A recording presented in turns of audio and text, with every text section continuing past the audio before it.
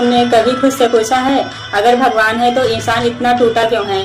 अगर न्याय सच है तो जुर्म क्यों अमर है? अगर वो सब कुछ जानता है तो फिर वो चुप क्यों है? क्या वो भी डरता है अपने बनाए हुए संसार से? क्या नास्तिक होना गुनाह है? क्या यह सोचने का सबसे सच्चा रूप है? क्या जिसने डर को मारा वही सच्चा इंसान नहीं? भगत सिंह ने यही कहा था। मैं भगवान को इसलिए नहीं मानता क्योंकि मैं इंसान को मानता हूँ।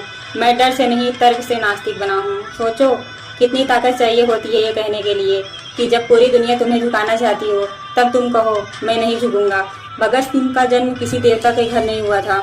वो भी आम घर का बेटा था, जहाँ सुबह आरती होती थी, पूजा होती थी, माँ दीप जलाती थी, पिता मंत्र पढ़ते थे, लेकिन बेटा चुपचाप एक कोना ढूंढता था जहाँ वो सोच सके। अगर भगवान हर जगह है तो भूख क्यों है? अगर वो न्यायप्रिय है तो निर्दोष क्यों मरते हैं? अगर वो दयालु है तो जेल में प्रार्थना क्यों नहीं पहुँचती?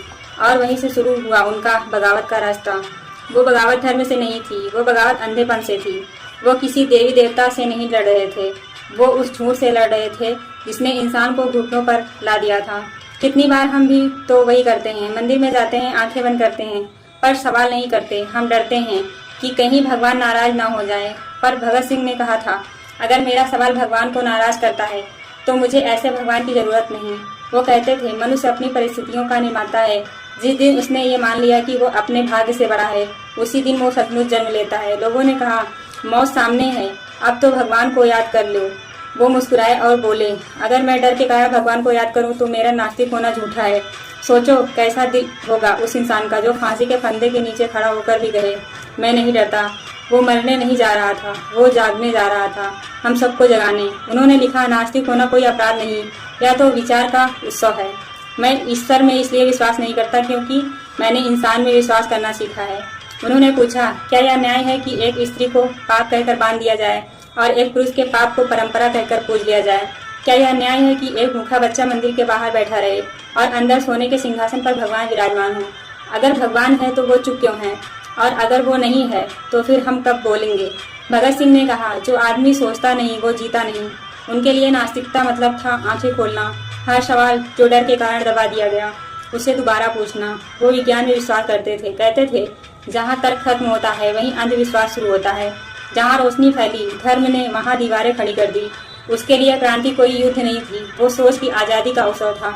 उन्होंने लिखा था, मैं नास्तिक हूँ, पर इसका मतलब था मैं झूठ में नहीं जी सकता। उनके लिए भगवान इनकार सत्य को स्वीकार था। उन्होंने कहा, अगर भगवान है तो उसे अपने अन्याय का जवाब देना होगा, और अगर वो नहीं है तो मैं इंसान के लिए लड़ूंगा।